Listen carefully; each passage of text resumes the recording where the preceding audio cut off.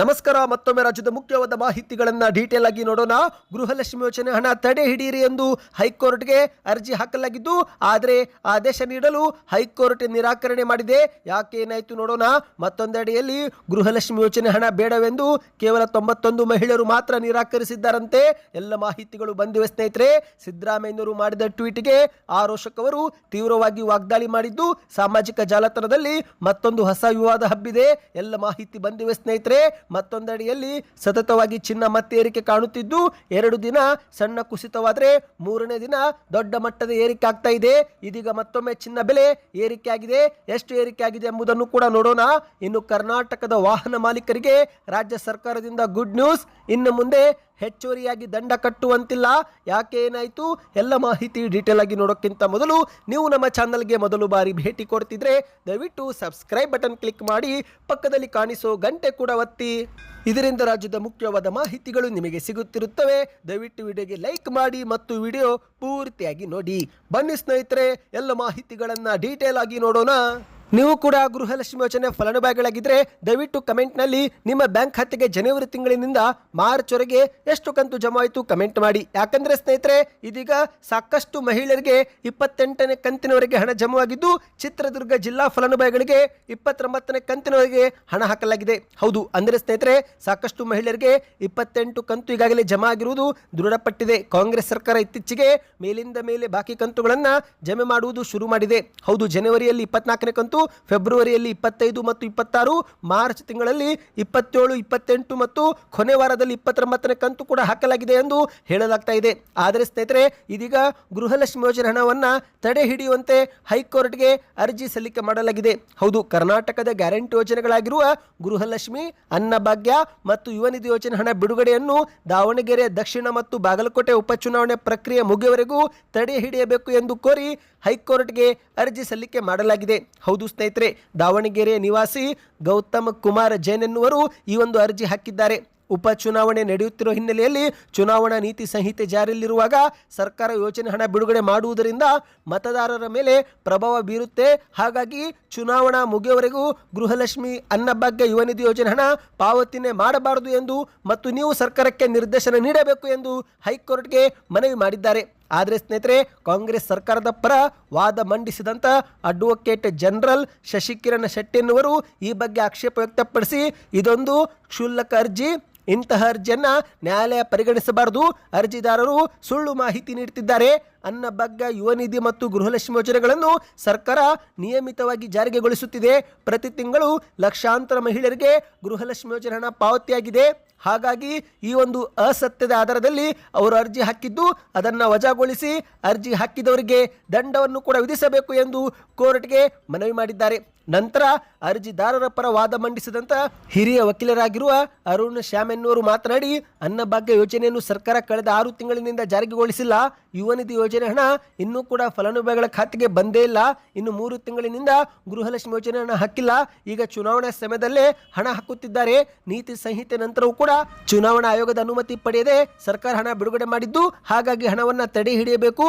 ಇನ್ನು ಸ್ವತಃ supreme court ಉಚಿತ ಕೊಡುಗೆಗಳು ದೇಶದ ಬೆಳವಣಿಗೆಗೆ ಮಾರಕ ಎಂದು ಹೇಳಿದೆ ಎಂದು ವಾದವನ್ನು ಮಂಡಿಸಿದ್ದಾರೆ.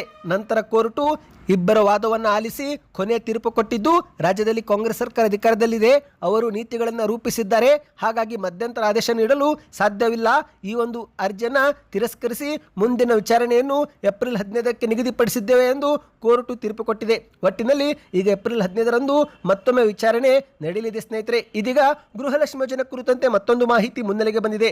ಹೌದು, ಗೃಹಲಕ್ಷ್ಮಿ ಯೋಜನೆ ಹಣ ಬೇಡವೆಂದು ರಾಜ್ಯಾದ್ಯಂತ ಕೇವಲ 91 ಮಹಿಳೆಯರು ಮಾತ್ರ ನಿರಾಕರಿಸಿದ್ದಾರೆ. ಹೌದು, ಗೃಹಲಕ್ಷ್ಮಿ ಯೋಜನೆ ಅಡಿಯಲ್ಲಿ ಆರ್ಥಿಕವಾಗಿ ಸದೃಢರಾಗಿರುವರು ಸ್ವಯಂ ಪ್ರೇರಿತವಾಗಿ ಸೌಲಭ್ಯ ಬಿಟ್ಟು ಕೊಡಬೇಕು ಎಂದು ಸರ್ಕಾರ ಮನವಿ ಮಾಡಿತ್ತು. ಆದರೆ ಸರ್ಕಾರದ ಈ ಮನವಿಗೆ ರಾಜ್ಯಾದ್ಯಂತ ನಿರೀಕ್ಷಿತ ಸ್ಪಂದನೆ ಸಿಕ್ಕಿಲ್ಲ ಎನ್ನುವ ಶಾಕಿಂಗ್ ಮಾಹಿತಿ ಹೊರಬಿದ್ದಿದೆ. ಹೌದು ಸ್ನೇಹಿತರೆ, ಕರ್ನಾಟಕದಲ್ಲಿ 1,24,00,000 ಗೃಹಲಕ್ಷ್ಮಿ ಯೋಜನೆ ಫಲಾನುಭವಿಗಳ ಪೈಕಿ ಕೇವಲ 91 ಮಹಿಳೆಯರು ಮಾತ್ರ ನಮಗೆ ಈ ಒಂದು ಯೋಜನೆ ಹಣ ಬೇಡ ಎಂದು ನಿರಾಕರಿಸಿದ್ದಾರೆ. ಅಂದರೆ ಈಗ 91 ಮಹಿಳೆಯರು ಬೇಡವೆಂದಿದ್ದು, ಇದರಲ್ಲಿ ಅತಿ ಹೆಚ್ಚು ಮೈಸೂರು ಜಿಲ್ಲೆಯ ಮಹಿಳೆಯರು ನಿರಾಕರಿಸಿದ್ದಾರೆ. ಹೌದು, ಮೈಸೂರು ಜಿಲ್ಲೆಯಲ್ಲಿ 16 ಮಹಿಳೆಯರು ಯೋಜನೆ ನಿರಾಕರಿಸಿದರೆ ಇತ್ತ ಬಳ್ಳಾರಿಯಲ್ಲಿ 13, ಬೆಳಗಾವಿಯಲ್ಲಿ 10, ಬಾಗಲಕೋಟೆಯಲ್ಲಿ 8 ಸೇರಿ ಒಟ್ಟು ರಾಜ್ಯಾದ್ಯಂತ ಕೇವಲ 91 ಮಹಿಳೆಯರು ಮಾತ್ರ ಗೃಹಲಕ್ಷ್ಮಿ ಯೋಜನೆ ನಿರಾಕರಿಸಿದ್ದಾರೆ. ಈ ಬಗ್ಗೆ ನಿಮ್ಮ ಅನಿಸಿಕೆಯನ್ನು ಕಮೆಂಟ್ ಮಾಡಿ. ಬನ್ನಿದೀಗ ಮತ್ತೊಂದು ಮಾಹಿತಿಗೆ ಹೋಗೋಣ. ಈಗ ರಾಜ್ಯದ ಮುಖ್ಯಮಂತ್ರಿ ಸಿದ್ದರಾಮಯ್ಯನವರು ಮಾಡಿರುವ ಟ್ವೀಟ್ಗೆ ಆರೋಶಕ್ ಅವರು ತಿರುಗೇಟು ಕೊಟ್ಟಿದ್ದಾರೆ. ಹೌದು ಸ್ನೇಹಿತರೆ, ರಾಜ್ಯ ರಾಜಕೀಯದಲ್ಲಿ ಇತ್ತೀಚೆಗೆ ಆಡಳಿತ ಮತ್ತು ವಿರೋಧ ಪಕ್ಷದ ನಾಯಕರ ನಡುವೆ ಜಟಾಪಟಿ ಜೋರಾಗಿದ್ದು, ಇದೇ ಮಧ್ಯೆ ಸಾಮಾಜಿಕ ಜಾಲತಾಣದಲ್ಲಿ ಆರೋಶಕ್ ಮತ್ತು ಸಿದ್ದರಾಮಯ್ಯನವರ ನಡುವೆ ಟ್ವೀಟ್ ವಾರ್ ಶುರುವಾಗಿದೆ. ಹೌದು, ಮೊದಲು ಸಿದ್ದರಾಮಯ್ಯನವರು ಟ್ವೀಟ್ ಮಾಡಿದ್ರು, ಅದೇ ಟ್ವೀಟ್ಗೆ ಆರೋಶಕ್ ಅವರು ಈಗ ತಿರುಗೇಟು ಕೊಟ್ಟಿದ್ದಾರೆ. ನೀವು ಸ್ಕ್ರೀನ್ ಮೇಲೆ ಒಂದು ಟ್ವೀಟ್ ನೋಡ್ತಿರ್ಬೋದು. ಇದು ಮುಖ್ಯಮಂತ್ರಿ ಸಿದ್ದರಾಮಯ್ಯನವರು ಮಾಡಿದ ಟ್ವೀಟ್ ಆಗಿದೆ. ಕನ್ನಡಿಗರು ತಮ್ಮ ಬೆವರಿನ ಗಳಿಕೆಯಿಂದ ನೀಡುವ 1 ರೂಪಾಯಿ ತೆರಿಗೆಗೆ ಪ್ರತಿಯಾಗಿ ಕೇಂದ್ರ ಸರ್ಕಾರ 15 ಪೈಸೆ ಮಾತ್ರ ವಾಪಸ್ಸು ನೀಡುತ್ತಿದೆ. ಇದನ್ನು ತೆರಿಗೆ ಭಯೋತ್ಪಾದನೆ ಎನ್ನಲೇ, ತೆರಿಗೆ ದರೋಡೆ ಎನ್ನಲೇ ಅಥವಾ ಈ ಪ್ರಶ್ನೆಗೆ ರಾಜ್ಯದ ಬಿಜೆಪಿ ನಾಯಕರು ಉತ್ತರಿಸುವ ಧೈರ್ಯ ಮಾಡುತ್ತಾರೆ ಎಂದು ಸಿದ್ದರಾಮಯ್ಯನವರು ಪ್ರಶ್ನೆ ಹಾಕಿದ್ರು. ಇದೇ ಪ್ರಶ್ನೆಗೆ ಒಂದು ಟ್ವೀಟ್ ಮಾಡುವ ಮೂಲಕ ಆರೋಶಕ್ ಅವರು ತಿರುಗೇಟು ಕೊಟ್ಟಿದ್ದಾರೆ. ಈಗ ನೀವು ಸ್ಕ್ರೀನ್ ಮೇಲೆ ಆರೋಶಕ್ ಅವರ ಟ್ವೀಟ್ ಅನ್ನು ನೋಡ್ತಿರಬಹುದು. ಸ್ವಾಮಿ ಸಿಎಂ ಸಿದ್ದರಾಮಯ್ಯನವರೇ, ಒಂದು ಸುಳ್ಳನ್ನು 100 ಬಾರಿ ಅಲ್ಲ 1000 ಬಾರಿ ಹೇಳಿದರೂ ಅದು ಸತ್ಯವಾಗುವುದಿಲ್ಲ. ತೆರಿಗೆ ಹಂಚಿಕೆ ಹೇಗೆ ನಡೆಯುತ್ತದೆ, ಅದಕ್ಕಿರುವ ಮಾನದಂಡಗಳು ಏನು ಎನ್ನುವುದು ನಿಮಗೂ ಕೂಡ ಚೆನ್ನಾಗಿ ಗೊತ್ತು. UPA ಅವಧಿಗೆ ಹೋಲಿಸಿದರೆ NDA ಅವಧಿಯಲ್ಲಿ ಕರ್ನಾಟಕಕ್ಕೆ 3 ಪಟ್ಟು ಹೆಚ್ಚು ಹಣ ದೊರೆತಿದೆ ಎನ್ನುವ ಸತ್ಯ ನಿಮಗೂ ಕೂಡ ಗೊತ್ತು. 2 ಬಾರಿ ಮುಖ್ಯಮಂತ್ರಿ ಆಗಿರುವ ತಮ್ಮಂತಹವರು ಕೇವಲ ಹೈಕಮಾಂಡ್ ನಾಯಕರ ಮೆಚ್ಚುಗೆಗಾಗಿ ಪದೇ ಪದೇ ಇಲ್ಲಸಲ್ಲದ ಆರೋಪ ಮಾಡಿ ರಾಜ್ಯದ ಜನತೆಯ ದಿಕ್ಕು ತಪ್ಪಿಸುವ ಪ್ರಯತ್ನ ಮಾಡುವುದು ತಮಗೆ ಶೋಭೆ ತರುವುದಿಲ್ಲ. ಪಾಪ ಕಾಂಗ್ರೆಸ್ ಪಕ್ಷದ ಇನ್ನುಳಿದ ನಾಯಕರಿಗೇನೋ ಅನಿವಾರ್ಯ, ಇಷ್ಟ ಇದೆಯೋ ಇಲ್ಲೋ ಅಧಿಕಾರಕ್ಕಾಗಿ ವಿಧಿ ಇಲ್ಲದೆ ನಕಲಿ ಗಾಂಧಿ ಕುಟುಂಬದ ಗುಲಾಮಗಿರಿ ಮಾಡಿಕೊಂಡಿದ್ದಾರೆ. ಆದರೆ ತಮಗೆ ಇಂದೋ ನಾಳೆಯೋ ಕುರ್ಚಿ ಬಿಡುವ ಪರಿಸ್ಥಿತಿಯಲ್ಲಿರುವ ತಮಗೆ ಹೈಕಮಾಂಡ್ ಮುಲಾಜು ಏಕೆ? ತಮ್ಮ ಪುತ್ರನ ರಾಜಕೀಯ ಭವಿಷ್ಯಕ್ಕೆ ಆತ್ಮವಂಚನೆ ಮಾಡಿಕೊಳ್ಳುತ್ತಿದ್ದೀರಾ ಎಂದು ಆರೋಶಕ್ ಅವರು ಪ್ರಶ್ನೆ ಮಾಡಿದ್ದಾರೆ. ಒಟ್ಟಿನಲ್ಲಿ ತಮ್ಮ ಮೊದಲ ಅವಧಿಯಲ್ಲಿದ್ದಂಥ ಗತ್ತು, ಗಾಂಭೀರ್ಯ, ಆತ್ಮವಿಶ್ವಾಸ ಇದ್ಯಾವುದೂ ಕೂಡ ಈಗ ತಮ್ಮಲ್ಲಿ ಕಾಣುತ್ತಿಲ್ಲ. ಜನತಾ ಪರಿವಾರದಿಂದ, ಸಮಾಜವಾದಿ ಹಿನ್ನೆಲೆಯಿಂದ ಬಂದ ತಮಗೆ ಈ ರೀತಿ ಕುರ್ಚಿಗಾಗಿ, ಮಗನ ಭವಿಷ್ಯಕ್ಕಾಗಿ ನಕಲಿ ಗಾಂಧಿ ಕುಟುಂಬದ ಓಲೈಕೆ ಮಾಡುವ ಪರಿಸ್ಥಿತಿ ಬರಬಾರದಿತ್ತು. ರಾಜಕೀಯ ಜೀವನದ ಸಂಧ್ಯಾ ಕಾಲದಲ್ಲಿ ನಿಮಗೆ ಬಂದಿರುವ ಈ ದುಸ್ಥಿತಿ ಬಗ್ಗೆ ನನಗೆ ಕನಿಕರವಿದೆ. ಆದರೆ ಸುಳ್ಳಿನ ಮೇಲೆ ಸುಳ್ಳು ಹೇಳಿ ತಮ್ಮ ವರ್ಚಸ್ಸಿಗೆ ತಾವೇ ಇನ್ನಷ್ಟು ಮಸಿ ಬಳಸಿಕೊಳ್ಳಬೇಡಿ. ಪ್ರಜ್ಞಾವಂತ ಕನ್ನಡಿಗರ ಮುಂದೆ ಇನ್ನಷ್ಟು ಸಣ್ಣವರಾಗಬೇಡಿ ಎಂದು ಆರೋಶಕ್ ಅವರು ಟ್ವೀಟ್ ಮಾಡಿದ್ದಾರೆ. ಬನ್ನಿ ಈಗ ಮತ್ತೊಂದು ಮಾಹಿತಿಗೆ ಹೋಗೋಣ. ಇದೀಗ ಪಶ್ಚಿಮ ಏಷ್ಯಾದಲ್ಲಿ ನಡೆಯುತ್ತಿರುವ ಯುದ್ಧಕ್ಕೆ ಸದ್ಯಕ್ಕೆ ಮುಗಿಯುವ ಲಕ್ಷಣ ಕಾಣುತ್ತಿಲ್ಲ. ಹೌದು ಸ್ನೇಹಿತರೆ, 5 ದಿನದ ಕದನದ ವಿರಾಮ ನಂತರ ಮತ್ತೊಮ್ಮೆ ಯುದ್ಧ ಮುಂದುವರೆದಿದ್ದು, ಇತ್ತ ಮಾರುಕಟ್ಟೆಯಲ್ಲಿ ಬೆಳ್ಳಿ, ಚಿನ್ನ ಮತ್ತೊಮ್ಮೆ ಏರಿಕೆಯಾಗಿದೆ. ಹೌದು, ಬೆಳ್ಳಿ ಸ್ಥಿರತೆ ಕಂಡಿದೆ. ಆದರೆ ಚಿನ್ನದ ಬೆಲೆ 24 ಕ್ಯಾರೆಟ್ 1 ಗ್ರಾಂ ಚಿನ್ನದಲ್ಲಿ 196 ರೂಪಾಯಿ ಏರಿಕೆಯಾಗಿ ಈಗ 15,100 ರೂಪಾಯಿಗೆ ಮಾರಾಟವಾಗ್ತಾ ಇದೆ. ಅಂದರೆ 24 ಕ್ಯಾರೆಟ್ 10 ಗ್ರಾಂ ಬಂಗಾರ ಏಪ್ರಿಲ್ 3ರ ಮಾರುಕಟ್ಟೆ ಪ್ರಕಾರ ನೋಡುವುದಾದರೆ 1,51,000 ರೂಪಾಯಿ ಸ್ನೇಹಿತರೆ. ಇನ್ನು ಬೆಳ್ಳಿ ದರ ಯಥಾಸ್ಥಿತಿ ಕಾಯ್ದುಕೊಂಡಿದ್ದು 1 ಗ್ರಾಂ ಬೆಳ್ಳಿ 250 ರೂಪಾಯಿ ಬಂದು ತಲುಪಿದೆ. ಅಂದರೆ 10 ಗ್ರಾಂಗೆ 2,500, 100 ಗ್ರಾಂಗೆ 25,000, 1 kg ಬೆಳ್ಳಿ 2,50,000 ರೂಪಾಯಿ ಎಂದು ಹೇಳಲಾಗ್ತಾ ಇದೆ. ಇನ್ನು ಚಿನ್ನ ಇಳಿಕೆ ಆಗುತ್ತೋ ಏರಿಕೆ ಆಗುತ್ತೋ ಎಂಬ ಪ್ರಶ್ನೆಗೆ ಉತ್ತರವು ಕೂಡ ಸಿಕ್ಕಿದೆ. ಹೌದು ಸ್ನೇಹಿತರೆ, ಕೆಲ ದಿನಗಳ ಹಿಂದೆ ಸ್ವಲ್ಪ ಮಟ್ಟಿಗೆ ಕುಸಿತ ಕಂಡಿದ್ದ ಬಂಗಾರ ಈಗ ಪುನಃ ಮೇಲ್ಮುಖಿಯಾಗಿದ್ದು, ಹೂಡಿಕೆದಾರರು ಹಾಗೂ ಗ್ರಾಹಕರಿಗೆ ಚಿಂತೆ ಶುರುವಾಗಿದೆ. ಮುಂಬರುವ ದಿನಗಳಲ್ಲಿ ಚಿನ್ನ ಇನ್ನಷ್ಟು ಏರಿಕೆ ಆಗಬಹುದು. ಹೌದು, ಭಾರತದಂತಹ ದೇಶಗಳಲ್ಲಿ ಹಬ್ಬ ಮತ್ತು ಮದುವೆ ಸೀಸನ್ ಕೂಡ ಚಿನ್ನದ ಬೇಡಿಕೆ ಹೆಚ್ಚಿಗೆ ಮಾಡುತ್ತೆ. ಈ ಮೂಲಕ ಚಿನ್ನದ ಬೆಲೆ ಮತ್ತೆ ಏರಿಕೆ ಆಗುತ್ತೆ. ಈಗಾಗಲೇ ಅಂತಾರಾಷ್ಟ್ರೀಯ ಮಾರುಕಟ್ಟೆಯಲ್ಲಿ ಚಿನ್ನದ ಬೆಲೆ ಏರಿಕೆ ಆಗುತ್ತಿದ್ದು, ಈಗ ಭಾರತದಂತಹ ದೇಶಗಳಲ್ಲಿ ಹಬ್ಬ ಮದುವೆ ಸೀಸನ್ ಕಾರಣಕ್ಕೆ ಇನ್ನಷ್ಟು ಬೇಡಿಕೆ ಹೆಚ್ಚಾಗಿ ಬೆಲೆ ಏರಿಕೆ ಆಗ್ತಾ ಇದೆ. ಇನ್ನೇನು ಶೀಘ್ರದಲ್ಲೇ ಅಕ್ಷಯ ತೃತೀಯವು ಕೂಡ ಹತ್ತಿರದಲ್ಲಿದ್ದು, ಹಾಗಾಗಿ ಚಿನ್ನದ ಬೆಲೆ ಏರಿಕೆ ಆಗುವ ಸಾಧ್ಯತೆ ಇದೆ. ಗ್ರಾಹಕರು ಈಗಲಿಂದಲೇ ಸ್ವಲ್ಪ ಪ್ರಮಾಣದಲ್ಲಿ ಖರೀದಿ ಮಾಡುವುದು ಉತ್ತಮ ಎಂದು ಹೇಳಲಾಗಿದೆ. ನಿಮ್ಮ ಪ್ರಕಾರ ಚಿನ್ನದ ಬೆಲೆ ಕುಸಿತವಾಗಬೇಕು, ಏರಿಕೆ ಆಗಬೇಕು? ನಿಮ್ಮ ಅನಿಸಿಕೆ ಕಮೆಂಟ್ ಮಾಡಿ. ಬನ್ನಿ ಇದೀಗ ಕೊನೆಯ ಮಾಹಿತಿಗೆ ಹೋಗೋಣ.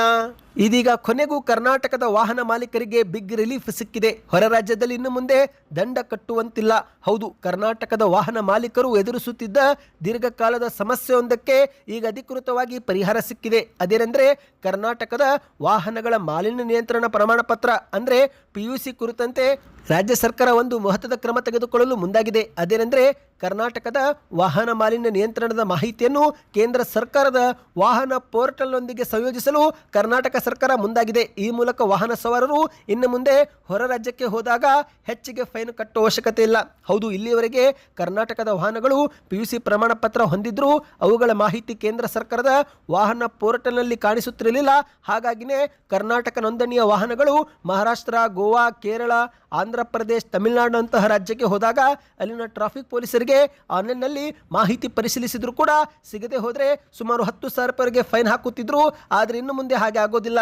ಯಾಕಂದರೆ ಕರ್ನಾಟಕ ಸರ್ಕಾರ ಏಪ್ರಿಲ್ 1, 2026ರಿಂದ ರಾಜ್ಯದ PUC ಮಾಹಿತಿಯನ್ನು ನೇರವಾಗಿ ಕೇಂದ್ರ ಸರ್ಕಾರದ ವಾಹನ ಪೋರ್ಟಲ್ಗೆ ಲಿಂಕ್ ಮಾಡುತ್ತಿದ್ದು, ಹಾಗಾಗಿ ಇನ್ನು ಮುಂದೆ ನೀವು ದೇಶಾದ್ಯಂತ ಈ ಒಂದು ಪ್ರಮಾಣ ಪತ್ರವನ್ನು ಪರಿಶೀಲಿಸಬಹುದು. ಹಾಗಾಗಿ ಹೆಚ್ಚಿಗೆ ಒಂದು ದಂಡ ಕಟ್ಟುವ ಅವಶ್ಯಕತೆ ಇಲ್ಲ ಎಂದು ಹೇಳಲಾಗಿದೆ. ಸ್ನೇಹಿತರೆ, ಸದ್ಯಕ್ಕೆ ಎಷ್ಟೇ ಇತ್ತು. ಈ ಎಲ್ಲ ಮಾಹಿತಿ ಇಷ್ಟವಾಗಿದ್ದರೆ ಚಾನಲ್ಗೆ ಸಬ್ಸ್ಕ್ರೈಬ್ ಮಾಡಿಕೊಳ್ಳಿ. ಮುಂದಿನ ಮಾಹಿತಿ ಬೇಕಂದ್ರೆ ವಿಡಿಯೋಗೆ ಲೈಕ್ ಮಾಡ್ತಾ ಸಪೋರ್ಟ್ ಮಾಡಿ.